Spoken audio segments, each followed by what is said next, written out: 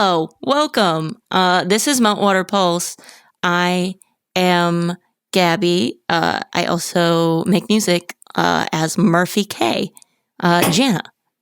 Hi, I'm Jana. I make music as Janalyn Rose. Bert. I'm Brett. I have a French Bulldog shirt. And I make music as Brett JB. Shane. Because Brett forgot to fix the ball. My name is Shane Olivo, and I record people in Meltwater Pulse. And sometimes I make music. I used to make music as The New Loud, but I haven't written songs in a long time. And you know what? I mean, I've actually been thinking lately if I'm not writing music, because now the process of critique, as I've seen you guys go through the horrors of it, if I'm a little bit afraid and intimidated. You afraid to join our fight club, bro? Yeah. Yeah, like, bro. I feel like I'm not tough enough.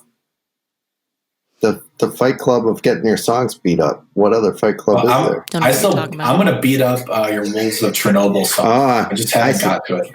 I see what Murphy K is doing. All right. Yeah. So today's topic is, shall I read it word for word? I can now because it's written down. Ready? You can read. We will go in depth on our music histories and how that influences our current music. What's our main instrument, secondary instruments, how long we've played them, and what ensembles did we play in, and how that affected our music. Also, any education or lessons, and how did that affect our current writing, singing, and playing styles. Who wants to go first? I feel like Jana should go first because she's probably has the most detailed history. Boom, I'll Jana. assume. Probably. I wanted a piano badly until my mom bought me one when I was 7 years old, and I took lessons from then until my senior year of undergrad in college. I started playing, so I guess that's my primary instrument. I started playing viola in 4th grade, and I was in the Milwaukee Youth Symphony Orchestra for a time, and was in a quartet with my high school. I played that through my freshman year of college. I took composition lessons independently from our choir teacher in high school, Mr. Janky, shout out. And I was the only person in that composition class. He taught me how to write fugues and things. But yeah, I was in the orchestra in high school. Dork. I was never in the... What? This is sounding like an aristocratic-ass music background. Now me and Brett are going to be like, I play guitar. We had a basement and a guitar. Literally, that's it.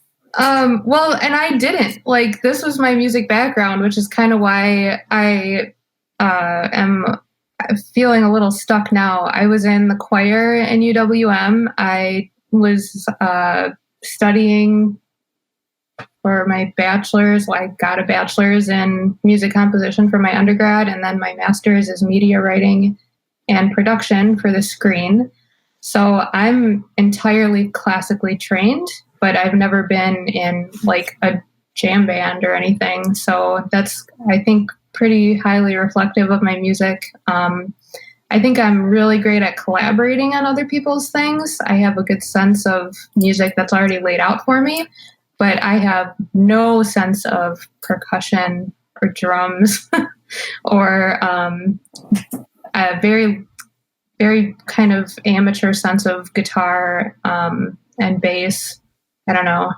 I'm much more, experienced on keyboard and writing for strings, and even orchestral arrangements. I've done symphonic orchestra compositions in the past. But yeah, that is basically my music history. I feel like if we were the Mighty Ducks, me, Shane, and Gabby would be like the rollerblader, like the street hockey like born and bred ruffians, and you would be like the figure skater who got on like the Mighty Ducks team. Yeah. That's funny. Well, I'm sure we'll bounce back to you, but like, well, did you ever look at us, the street ruffians? Because I know I always thought about like, the other kids who were like studying music and in like music classes and stuff and like music majors. I was like always like looking over the metaphorical fence and being like, what are they doing? Is that real music? Am I doing real music? Like, what the fuck? Who's like a real musician? Did you ever think about us? Yeah, like it's just a different type of music to me. Like I don't know, my brain doesn't work very well with like names and genres anyway. So all of the music history that I took, like I don't really remember much of it. So I don't know how much good my like formal education in music school actually did me. Here's another follow-up question, I guess. Did you think learning music theory and learning music by the books was like, did you feel like that was like was giving you an advantage, or was hindering you, or it was just different?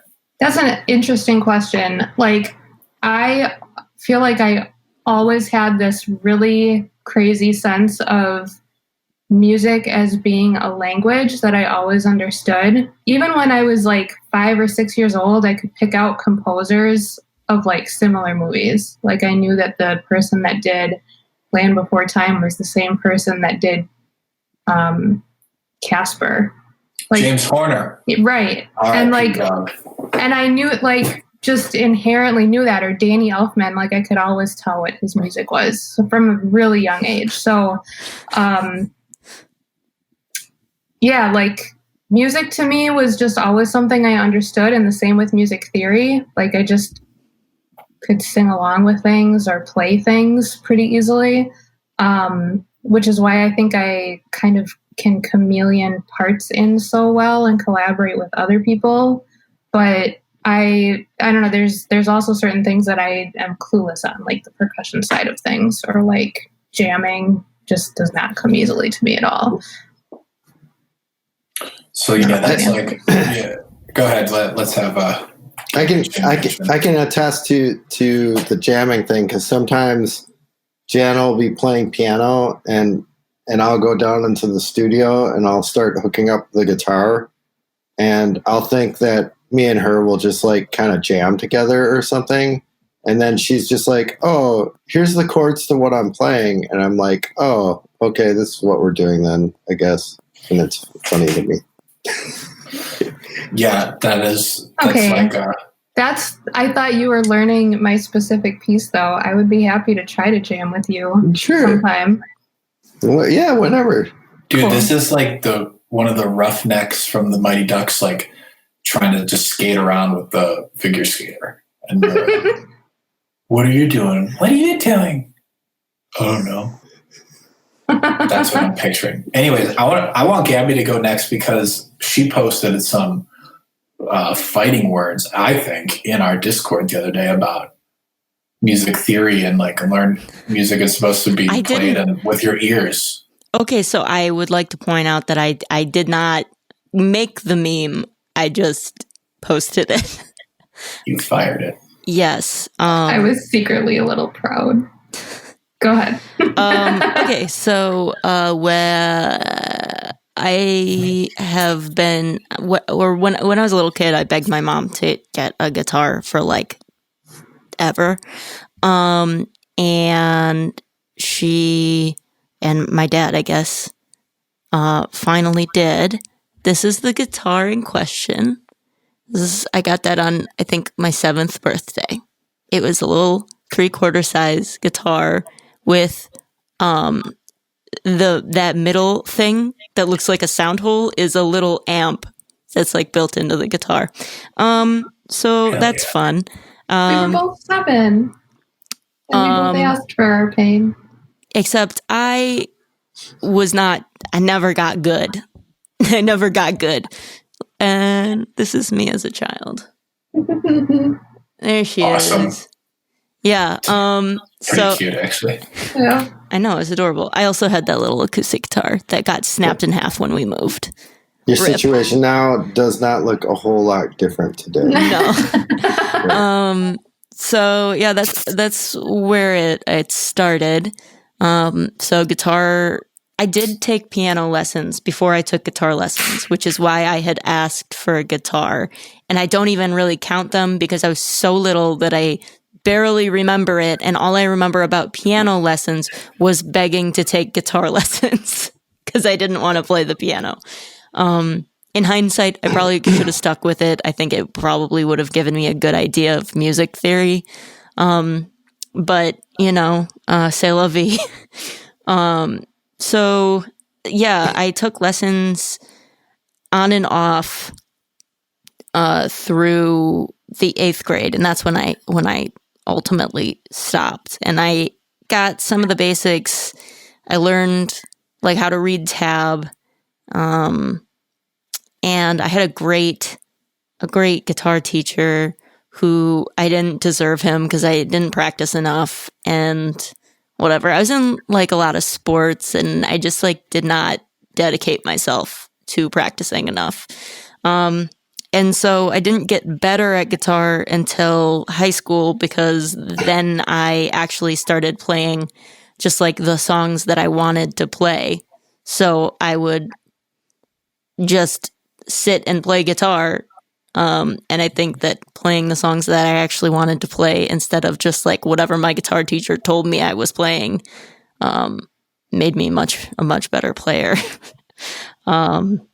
So yeah, that's my background, early background. And then I played in one band for like 1 or 2 gigs in high school. What was that called? It went through a couple of iterations when I was not in it. But I believe when I was in it, it was Carpe Nacht. Oh my God. What does that mean? It's Brent immediately knows. like No, I don't. Carpe Diem Yeah. is like seize the day. Seize the day. Yep. So But seize the Carpe night. Nacht is like seize the night. Oh, I didn't come up with the name. Seize the Night would have been just way cooler than Carpe Knock. Carpe Knock sounds like you would have a screamer in your band. Yeah, it was weird. The guy who was in the band was obsessed with Owl City, so like the opposite of that.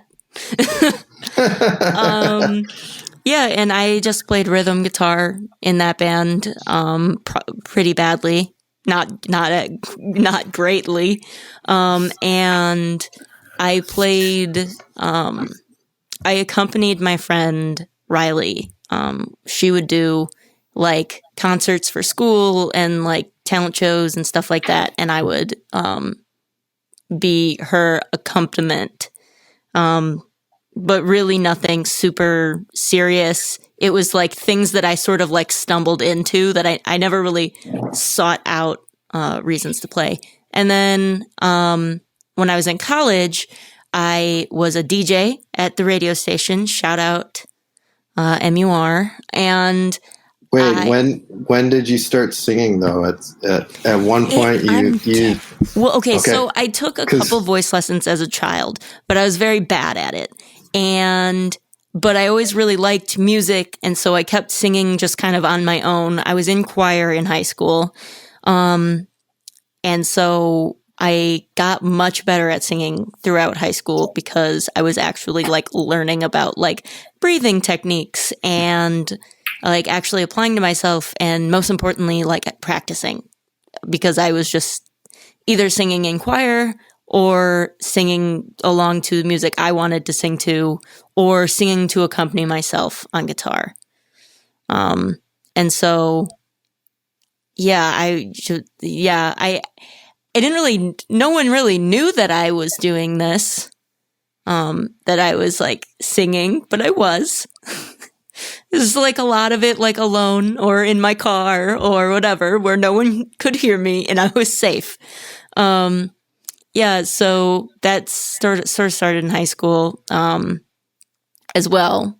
So then in college, I was at the radio station. I was tabling, which is where you go and stand at a table and yell at people to come on your come listen to the radio station and give them stickers and stuff. I was doing that, and I got signed up with this guy, and we started talking, and he was saying that he was in a band, and I said, oh, I was in a band in high school, kind of lying. And he was like, what do you do? And I was like, oh, I played rhythm guitar. And he was like, we need a rhythm guitarist. And I was like, interesting. And I didn't know if I could do it, but I told him I would come and be part of his, or go to a rehearsal with him. And so I did, and it was at this guy, Mark's house, in his parents' basement. And at this point, I had never met Mark before in my life. So the first time I met him was in his parents' basement. He also went to the college we went to. They were already in a band when I met them. Later on, this is such a convoluted story. Later on, the original guy who was playing guitar with us, we were practicing. I started being more of a regular thing, and then we were playing Santeria, and they were like jamming it, and I started singing it, and they were like, you should sing in the band. And I was like, oh, no, I shouldn't. And then they were like, no, you're going to sing in the band now. And I said, okay. And so, yeah, that's how I started singing in bands. Who was singing previous to you singing? The guy who was not Mark in the band was singing. Not Mark. Previously. What was this band called? That band was called Slate. Slate. Yes. My friend had a band when he was in high school, and it was like in the 90s, and they were super into Nirvana and like the whole grunge thing. And like high school kids, they were like, yeah, we need to come up with like a cool band name, and it's got to be like one word, and it's got to sound like cool. And so their band was just called Porch. I like it. You could have a band called like Porch Pirates. That'd be cool. Because that's like a thing. Yeah. It's like an actual word now. It wouldn't have made sense like 20 years ago, but now it does. Anyways. So I feel like you learning like guitar kind of your way, like the bands or the music that you wanted to play, and getting good that way influenced how you write now. Yeah, I mean, for sure. I usually do not start from a place of like technicalities. I'm not like, I'm going to write a song in C sharp minor. And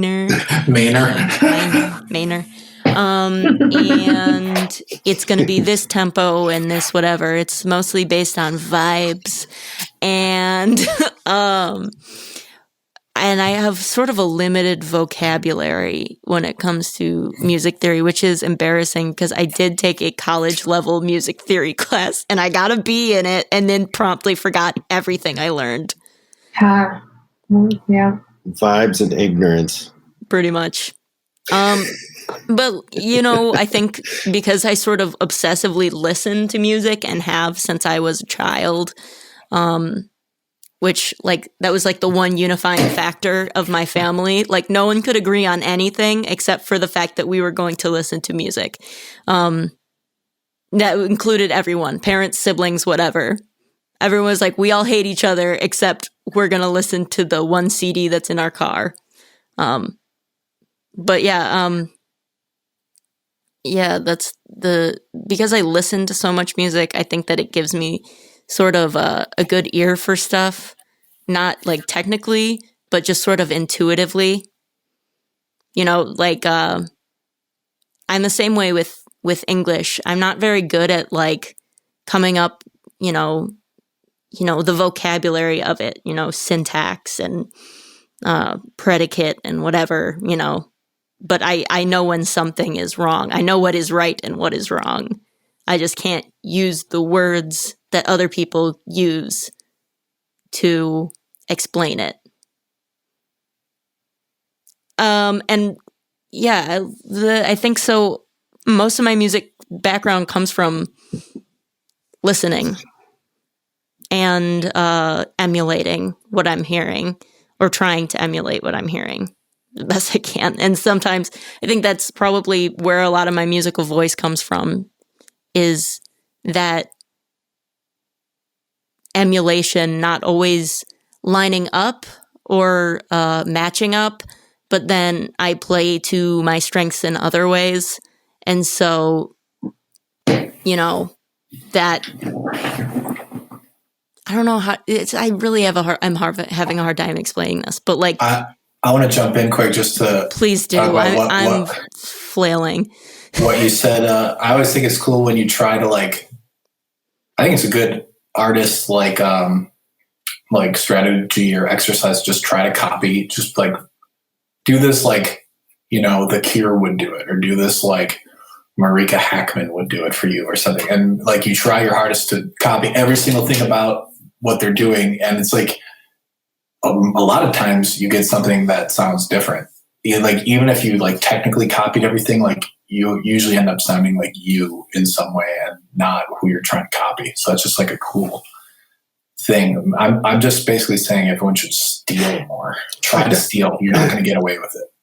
I feel like that's an interesting technique, but I feel like if who you are as an artist is if you as an artist are a prism of your influences, and then you're writing, if you're trying to do what you're saying, Brett, and emulating songs by a specific artist, I feel like if it's a similar artist that makes up a good chunk of your prism, it's going to sound a lot like that artist, and you're going to lack your own identity. Whereas I feel like if you did what you were saying with a band that didn't make up a whole lot of the prism of you as an artist, as an exercise, that might be. Or if you try to copy someone totally different from you, that might work too. I mean, that could probably that theory makes sense in the context of my songwriting, because I have sort of a wide net of music that I listen to. It's kind of all over the place, temporally, genre-wise. I'm listening to all sorts of crap, and so any one specific artist is not going to make up an overwhelming majority of the music that I listen to. And so it's always filtered through a lot of other things. So maybe that's why that strategy works really well for me in particular. And it might not work as well for, someone like Jana, who listens to just less different types of music and less music in general, Well, that was after my master's. I had a really bad experience with my master's, and I just didn't want to listen to music for 4 or 5 years. That was a weird thing that happened. But growing up, I listened a lot to movie soundtracks, classical music, and video games soundtracks and scores. We were such different children. Totally different. Yeah. I only turned on movie soundtracks. I would buy them as CDs. There were some bands that I bought too, but a lot of my music was very heavily influenced by video game music as well, because I have been playing video games since I was 3 or 4 years old. So yeah, I think that's so interesting, because we have such a different background in terms of what we listened to as kids. Because I was the very classic, what you always hear, I just listened to what my parents listened to. So I was listening to their records, or CDs is what it was when I was a kid. I was just listening to what my parents listened to and what my sister listened to, and that made up the majority of my early childhood music experience. What was starting with Jana, what was the record you listened to the most times in your life?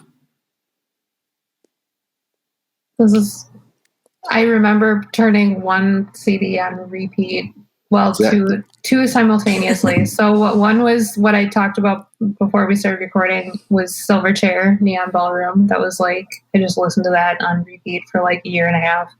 And then Led Zeppelin, early days. So Stairway to Heaven, Battle of Evermore, Black Dog. Yeah. Gabby, what was the one record you've listened to more in your whole life other than any other record? I think I have two. One is probably edges the other one out by a little bit, and there's a funny story. The number one record that I ever listened to the most. And how old were you too? Janet, wait, go back to Jana. When was that? Yeah, how old were you? Also Lorena McKennitt and Fellowship of the Ring soundtracks. No, I know. And they were all in like middle school, early high school. Okay. I had a whole library of music through Napster, but those are the four that stick out. Oh yeah, you guys got the whole Napster thing. That's right. There's We had no records. Napster. Weird. Okay. All right, Gabby. All right. So the one that is probably absolutely number one is it was Greatest Hits Dire Straits CD, and the reason that I listened to it so much was that it was stuck in our CD changer in our car when I was a kid. It like got stuck, and it was the only CD you could play. And so we sold that car with that CD in it because it never came out. And so that was like Sultans of Swing and Money for Nothing and The Twist and like just like all of their sort of big songs. And so that was definitely number one. And the reason being, I mean, both my parents liked Dire Straits. My sister now hates Dire Straits. So we kind of had the opposite reaction to that CD being stuck in there. Every time, you know, like when my sister hears like, dun-dun-dun, the beginning of Sultans of Swing, she's like, turn it off! She gets so mad. But yeah, that is probably number one. The other one is the Beatles' White Album. And that would be because we had the CD, or actually the double CD. There are two CDs, because it's a lot of music. And we had like a little boom box, and I remember I would listen to it like on repeat like a creep. I have a very specific memory of my 13th birthday party. I got super overwhelmed with all the people at my house, and I just went in my room and played the White Album like in the quiet in my bedroom while everybody else was outside for my birthday party. Dude, that's an early TISM memory, dog. Yeah, I mean, like you know what? I'm sick of people telling me that I might be autistic. I know. Like, you don't have to point it out.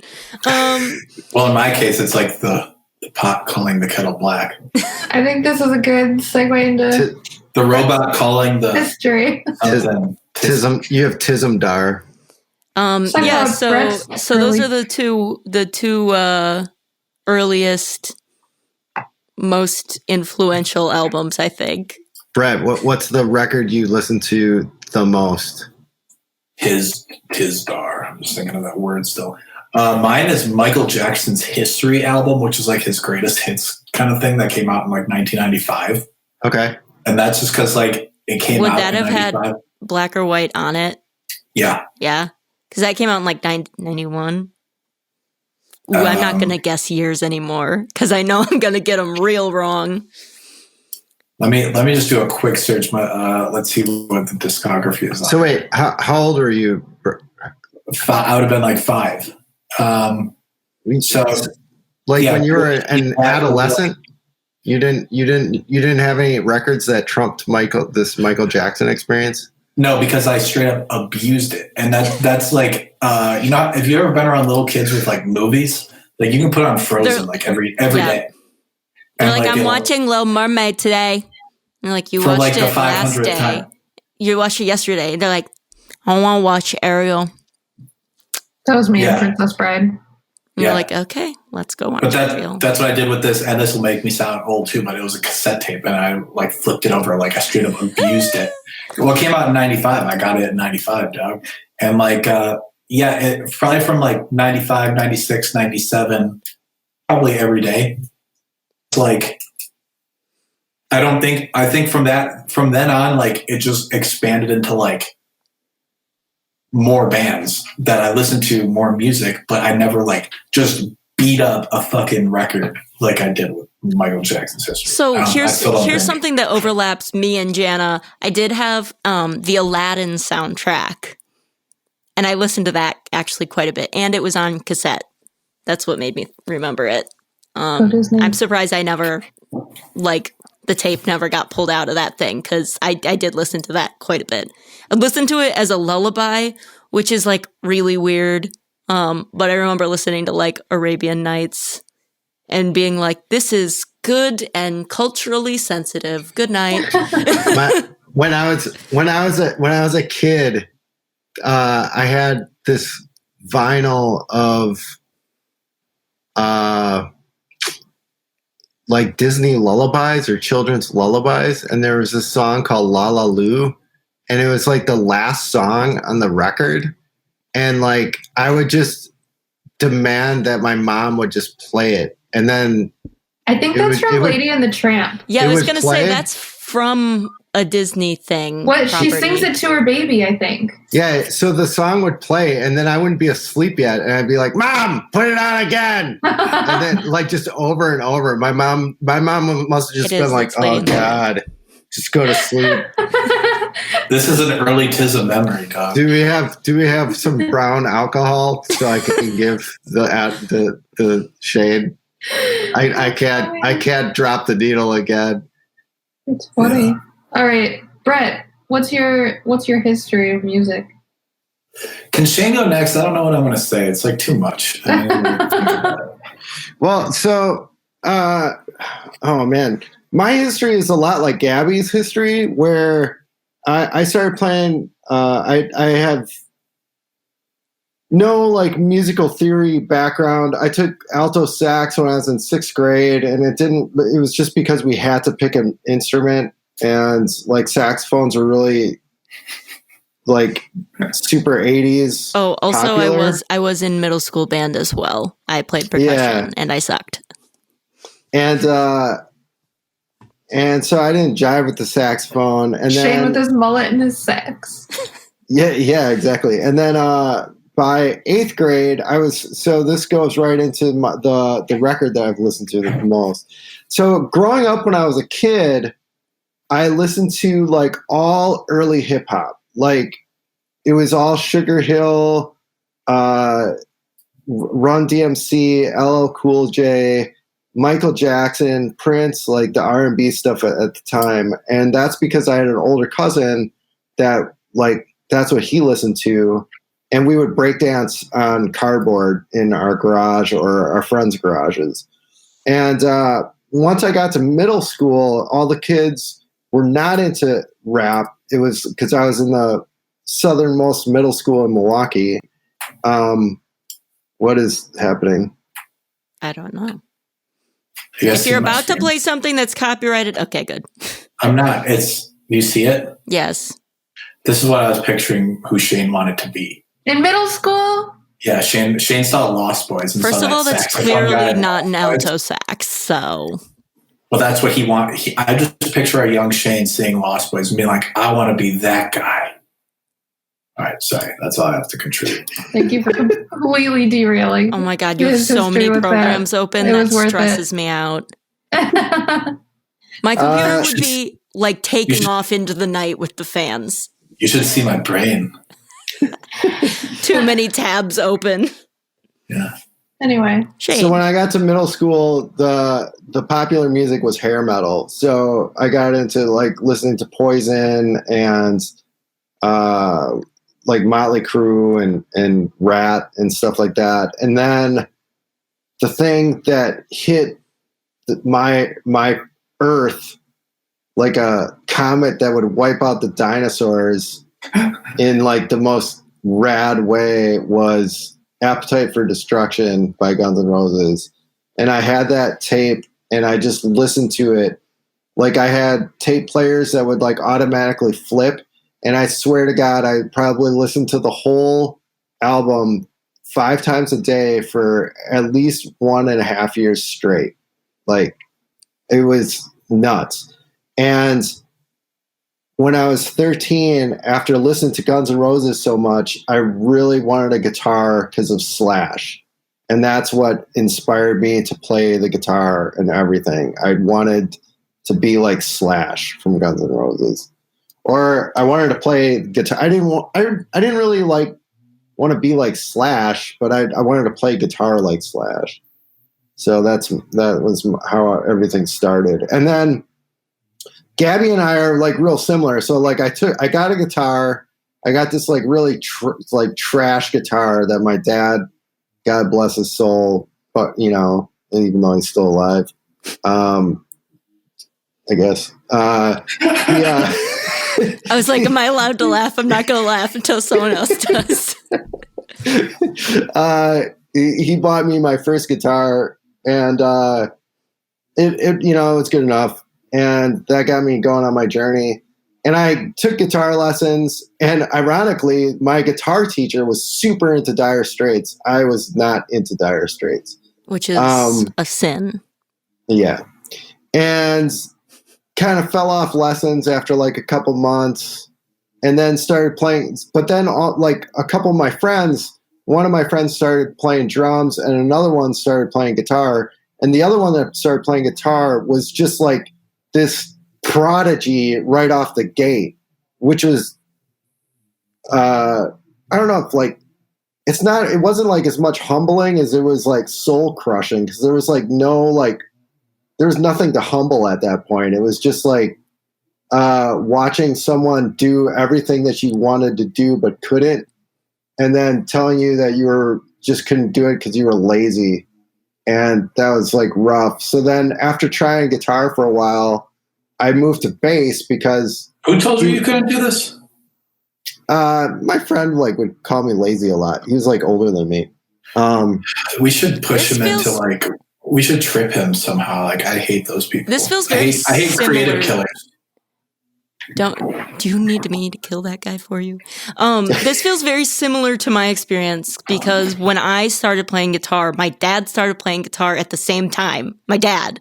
And I was so frustrated that he was better at guitar than me, even though he was like 50 years older than me. And he was just like, he was like, it's not like he was a prodigy either. He was just like better than me because he had adult sized hands and like could just do things, learn things faster. And my brain just couldn't comprehend that. I was like, oh, I'm just a failure. And it was like, no, you're 8, but okay. Yeah, Shane's friend was several years older too, right? Yeah, he's not several, but he's like 3 years older than me. Something. But so then I moved to bass and I started playing bass. And then we had like crappy bands. I don't even think we didn't even have, our band just played cover songs. Like we played some Metallica songs and we didn't have, like, it didn't have a name. It was just like playing in our garages and basements. And then, basically my friend that was really good, he started writing his own songs almost immediately. And then I was like, well, if he could write his own songs, I could probably write my own songs. So I started writing my own songs, but I didn't sing or write lyrics or anything. So I would just like write these like weird instrumentals. And from there, I took guitar lessons one more time with this guy named Scott. And he was amazing. And he taught me in a way where like there were certain things there was something that stuck. So like just like finger patterns on the fretboard stuck from Scott. And I was taking lessons for 2 months and kind of quit. So Gabby and I are kind of similar, except where eventually Gabby ends up going to college and then getting a master's degree and things like that and stuff that's, like biology and business. I just end up playing in 8 bands at the same time. And then I just eventually... we're equally unemployed right now. So where did that get me? But when did you start recording, Shane? Oh, so we started recording like with two boom boxes. So we would take a cassette and put it in one, hit record, and then play a part. And then we would take that cassette, play it, and then have a second cassette in the second boombox and hit record. And so How old are play. you? So at this point, I'm like 14 or something like that. It's like a year after I got my guitar. And then a year or two after that, I found out that there's something called bye.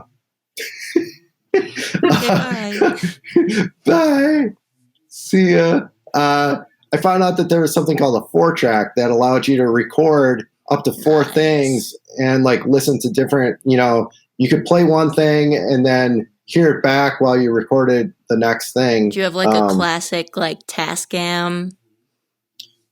So it's funny that you said that, because I wanted a Tascam, and my neighborhood music store was Lincoln Music, and they never had like the actual thing that I wanted ever. They never do. They're like, we have this one off-brand that's made in a country you've never heard of.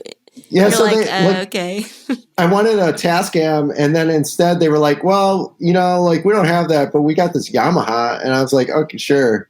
And it was like so I remember this. It was $360 for a 4-track. And I mean, that's just nuts. Like now when you think about, I mean, that would be like, $1,000 ish, Yeah, I suppose. Yeah, with inflation and everything like that. But it's crazy how much you can do with so little money. Yeah, there's these like days. free iPhone apps that you can do the same thing on. Right. Yeah. So I got into recording from there, and then I was recording like all my friends' bands and letting my good guitar friend use the 4-track, and he would record his bands. And then like my uncle, basically my mom's brother, was like, hey, you're pretty good at recording. Like, I'll give you some money if you want to start a recording studio, put together a list of everything you need. So I put together this list of all this shitty equipment. Like it was stuff that I thought was good at the time, but it was just like the worst equipment that you could possibly get, because I didn't know anything about anything. And it was like $25,000. And then my uncle was like, oh, I'll give you 6. Just make it work. And so like from there, I ended up buying a digital 8-track called an ADAT machine.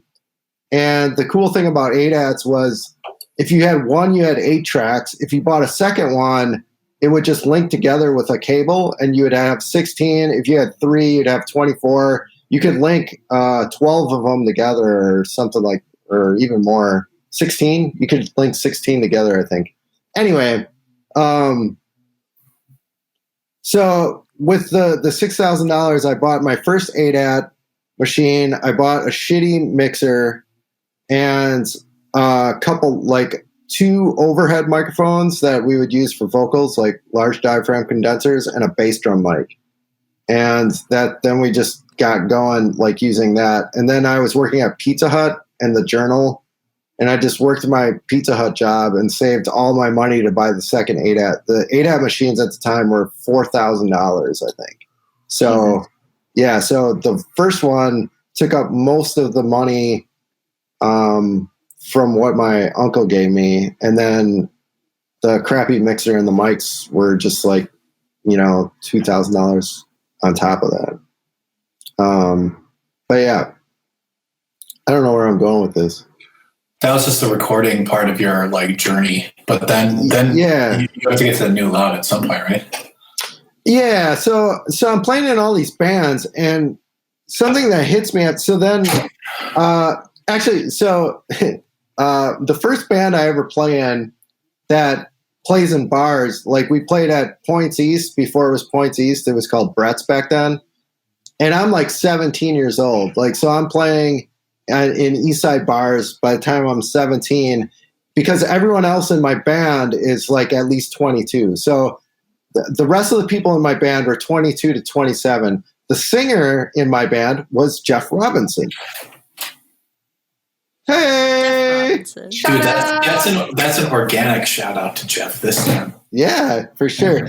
And so I didn't write any lyrics. I didn't write any like vocals. I would just write these And Jeff didn't play any instrument either. He just sang. And I met Jeff. Jeff was 22 or 23 at the time.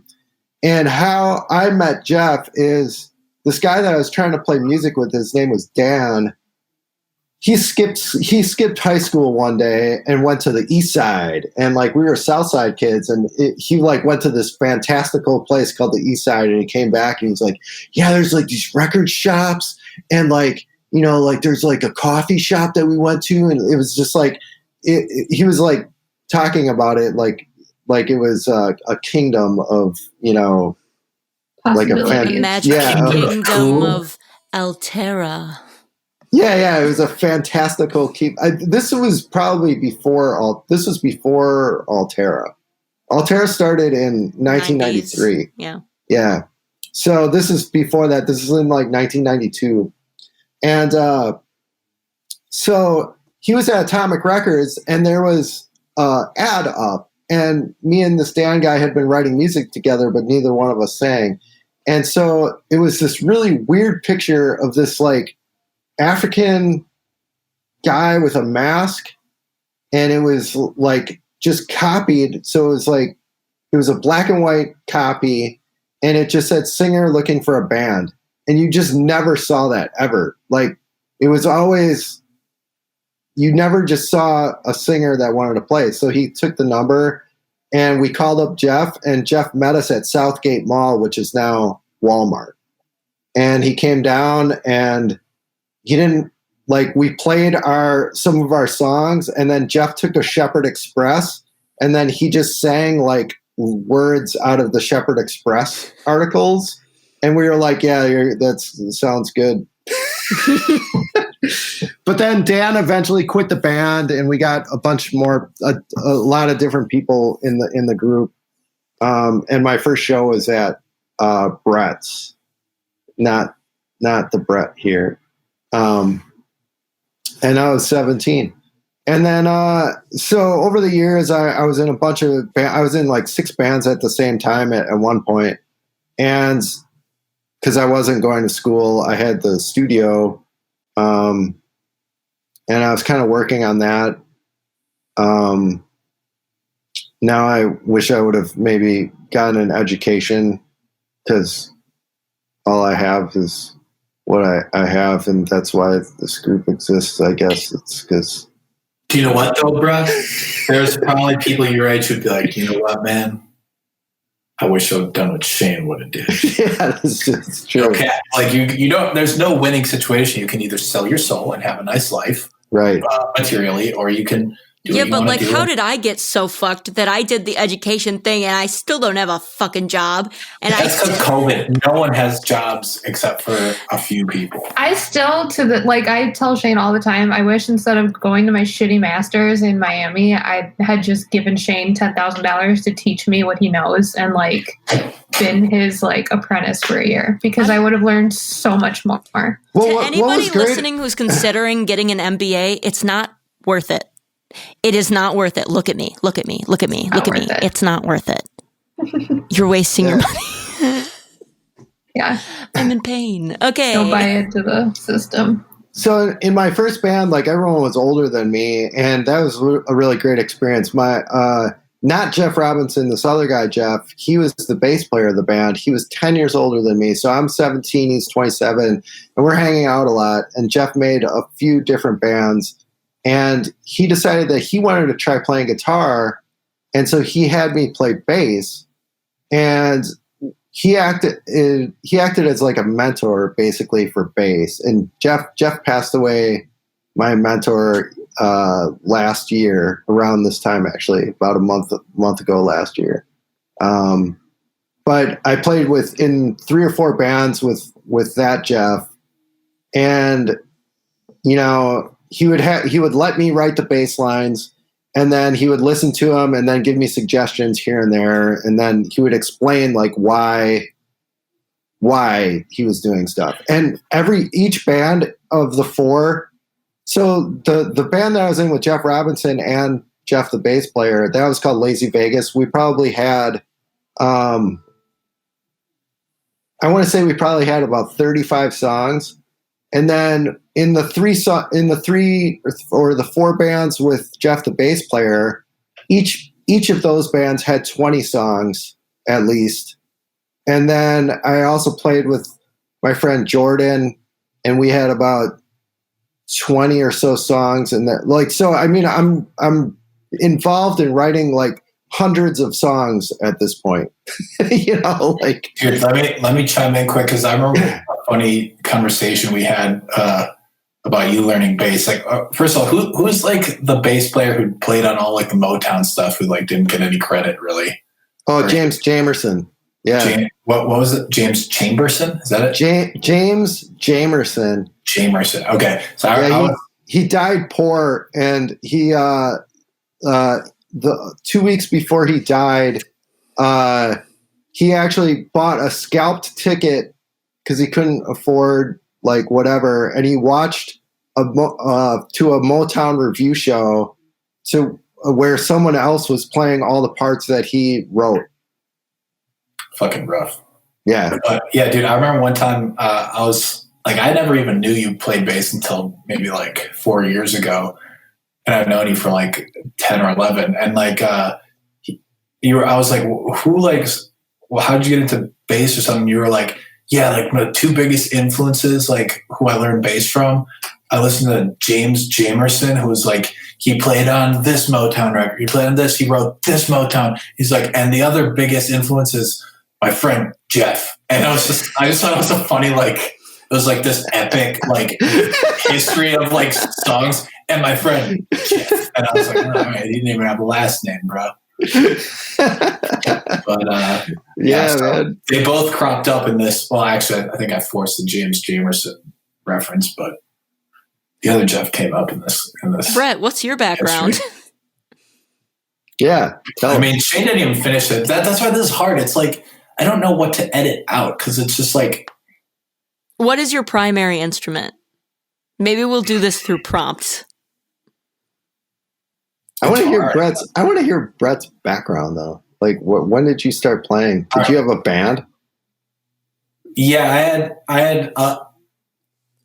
Well, here I think I had to start this way though. It's like music to me was, I didn't dream of like playing music. Here's how it happened. Like, I was obsessed with Michael Jackson from age like 3 until 10. And I would just listen to Michael Jackson over and over. And I was like, it did music, and especially like Michael Jackson songs, like did something, I don't know how to describe it without sounding dramatic. Like it did something like otherworldly to me. Like there's all like this world stuff. And then I'd listen to like Beat It. And it was like this other thing you can call like spirit, or like, I was just like, what the fuck is this? Holy shit. You know, that's what was happening inside of me. I remember like, did it make you move, Brett? It did make me fucking move. It moved me. Like, I remember like my mom would drive my brother like kindergarten. That's how young I probably would have been. And I would go in the car and I was just like, wait to get home. And I would like run through my house and like baseball slide into home plate to like my tape recorder and be like, and press play on my like big like colored tape recorder thing with Michael Jackson's History album on it. And like, so yeah, that's like, I got into music because it made me like, I feel like it's like another sense. I don't know, like it takes me to another world or some shit. It sounds super dramatic and corny. But then I remember like I was really into Chumbawamba when I was like 7. All right. Like the song, I get knocked down, but I get up again. Did you mean like, Chumbawamba's only song? Don't say that, Gabby. They have a full album of hitters. You know, Chumbawamba is a really weird band because they're like a anarchist punk band. They were, I think, and then they just somehow ended up with that hit song. But before then, they were like this crazy like punk band.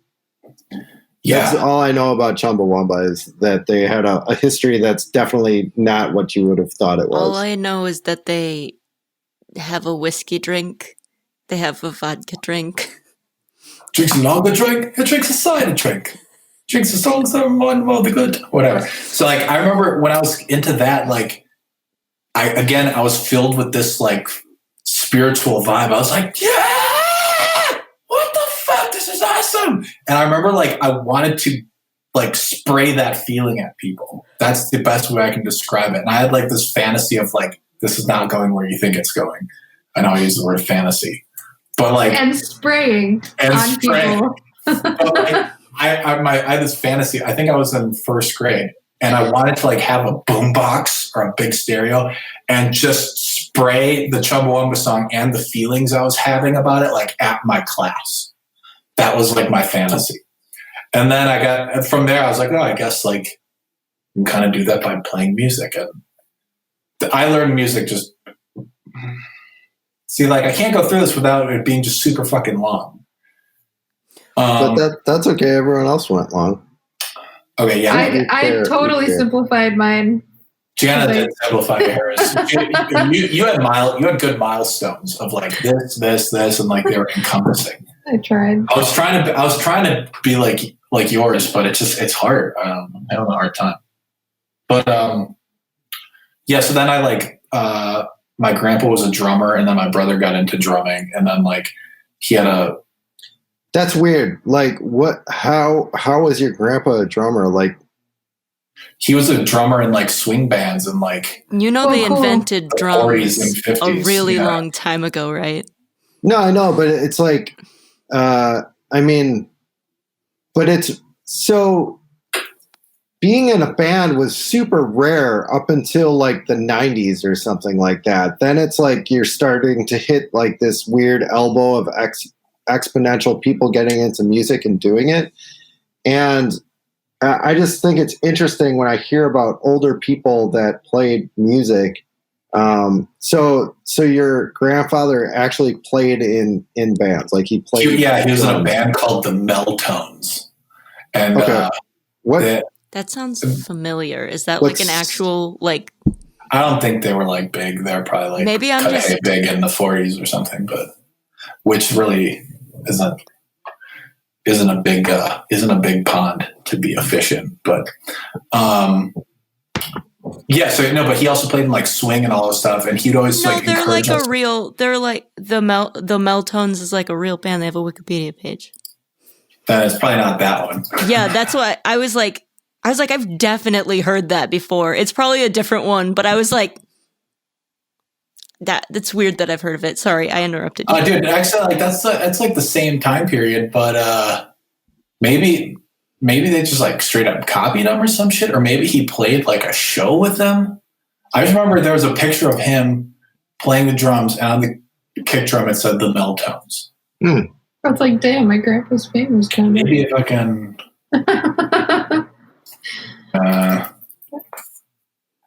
That's cool. My great grandma played organ. That's like the only person in my family that played anything, and I loved my great grandma.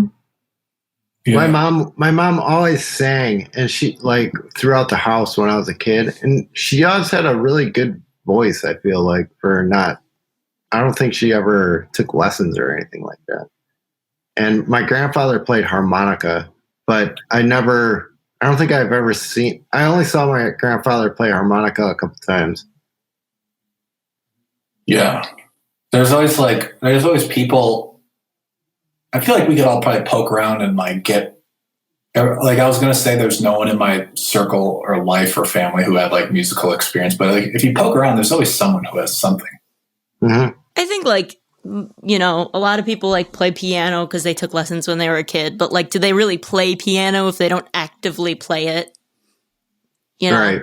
Like technically my mom can play the piano, she can read music, and she can play, you know, if she sat down and tried to memorize it, but like realistically she doesn't play piano because we don't have a piano. Yeah, the one other person was my mom's youngest sister, who's only 8 years older than me. My aunt taught me how to play piano, and she went to Europe playing her violin. But I remember her playing Chopin nocturnes like brilliantly, and I was always super jealous and wanted to get to that level. So that was like one of my. Oh yeah, Jana, did you say that what instrument you played when you were in? Viola. Yeah, you didn't. I don't think you said that. Did you? Yeah, I did. Okay. I said I started playing viola when I was in 4th grade, and then played that through my Cool. Good succinct milestone. I'm gonna try. I'm gonna keep trying to be more succinct. So then, yeah, like drums were all like everyone's like, oh, you guys are gonna be drummers. And then there's like a guitar in my grandpa's basement that had like 3 strings, and that was like infinitely more interesting to me than the drums. And so I learned guitar on 3 strings, and then it just got like slippery sloped my way like into learning full guitar, and then I was into songwriting. Like I feel like I was always pretty good at like writing riffs. And then I had a band in like 7th and 8th grade called Siphon, and we got our name by flipping through the dictionary and just I put my finger on whatever word and it was siphon. We're like, that's it, siphon. But we spelled it with a Y. And that we played like pop punk songs, and we played the 8th grade talent show, and then we were like bickering, and then nothing happened again. That would be my celebrity child name. Like if I was a celebrity and I had a child, I'd name them Siphon with a Y. Yeah. Sorry, that was off topic, but. And then I went back to scheme. Like I'd say most of my music development has just been like me scheming in like my parents' basement, like secretly practicing, I would say. So like I secretly practiced guitar and songwriting, and then like briefly emerged with Siphon. And then I went back into my parents' basement. I was like, you know what? I'm gonna fucking learn how to sing. And I had 0 singing talent or ability, and I just started from scratch when no one was home, singing into my tape recorder. And then I was like, you know what? By the time I'm like a junior in high school, I'm gonna be like good enough, and without having any lessons, because I like learned guitar decently without lessons. And then I got basically the same kids from Siphon, and we like recorded these songs that I wrote at this like weird dude's place and like garage in Racine. And I listened to it and I was just like, fuck.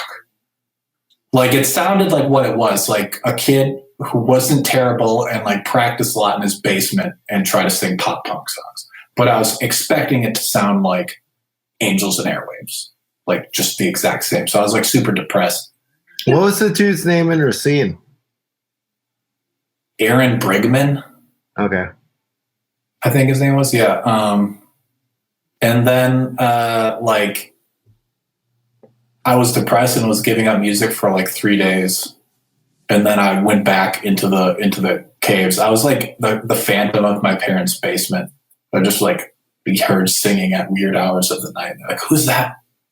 This makes so much sense to me. Brett also used to play in like a cappella group, right? Yeah, I'm not there yet, but yeah, I would have forgot about that, I think. Because I use that as a practicing tool for like singing. But then I was like, fuck, okay, I'm going to take singing lessons. And when I got my freshman year of college, I took voice lessons. And then I went back and, just doing creepy phantom songwriting shit and voice lessons. And then my brother was in this hardcore band he recorded with Shane when Shane was doing all these hardcore bands. And I was like, the next time I emerge, I'm going to fucking show people my skills.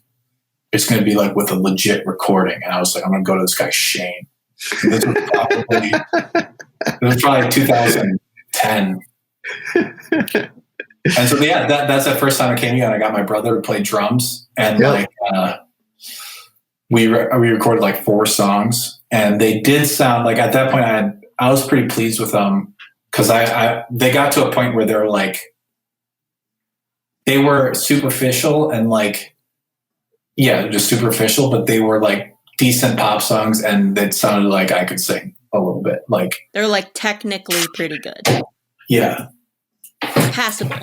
Yeah. And then I did get an a cappella group, which was fun. It's super cringy to look back on, but and then I've just been doing this ever since, just like doing like school and like work and just going back and being phantom of like some office wherever I'm living, writing songs and like bringing them to Shane And then you wrote an epic soundtrack. Oh yeah. But that's how these all happen. Like it's a weird mix of being like humble, and super arrogant at the same time. Like I don't think, like I was like, man, soundtracks were amazing, and I like really loved soundtracks for a while. I'm like, I honestly thought I didn't think I could do it ever. It like was never on my radar. And then one day, just some arrogance came along in my brain. I was like, bro, you could do this. You could do this, bro. And I'm like, all right. And then, I did a fucking soundtrack, and I would like to do more of that. It's just what was the film? I am asking this because I genuinely don't remember the name, but I remember that I couldn't pronounce it. The film was called orthostaticity, which is a made-up word, and I did tell, like, one of my best friends was like acting in it. I think this is more the director's choice, but I did say that no one's going to remember that name. And they like entered it in a bunch of film festivals, and I don't think it did very well. It got like, but the soundtrack was incredible. Yes, it was in no part due to your soundtrack that it didn't do well. Like, that soundtrack was baller. It was. Yeah. It was like the I'm going to put those on my Brett JB page. It was good. I liked it. I'm going to do that. I'm going to put those as individual songs on YouTube. Should do it. Because I mean, they don't care, and even if they did, I just won't put any images from. Put them on SoundCloud. That was one of my first practice experiences with Vienna sounds. Yeah, Jana did. I wrote most of it, and Jana did a little arranging, right? Like, I think I wrote some string parts that were like out of a natural range of like stuff that you had to rearrange a little bit. I did nothing. Do you remember that? Yes, and that a little bit, not many, but then I reprogrammed them to sound like real strings, and it was awesome. Strings, yeah. So there's a lot of like details I missed, but I think I hit the big ones. Nice. Here, I'm gonna sum up all of our journeys real quick. Jana, the ice skater, classical Parisian house cat of the group with a classical training. Gabby, feral barn cat. You were just like, I feel like you were like submersed in music fans and just rolled around in like people passionate in music and became. I was a feral barn cat for 6 months, and then someone made me be a house cat, and now that's friendly alley cat. You were a friendly alley cat. I'm one of the East Side Milwaukee River West cats that comes up to you and is really nice, and then like eventually gets sick of you and bites you. You're like, you're an evil child. Right. Why? You came up to me. You and Shane are both street cats, but Gabby's street cat is what she described. Shane's is a little more like, cast out as a young kitten, and then like learned the ways of the streets and this guy Jeff. And then Brett's your creepy basement cat. I'm the phantom of my parents' basement. So Incredible. there That's us. Join us reduced to cats next week when we do something else.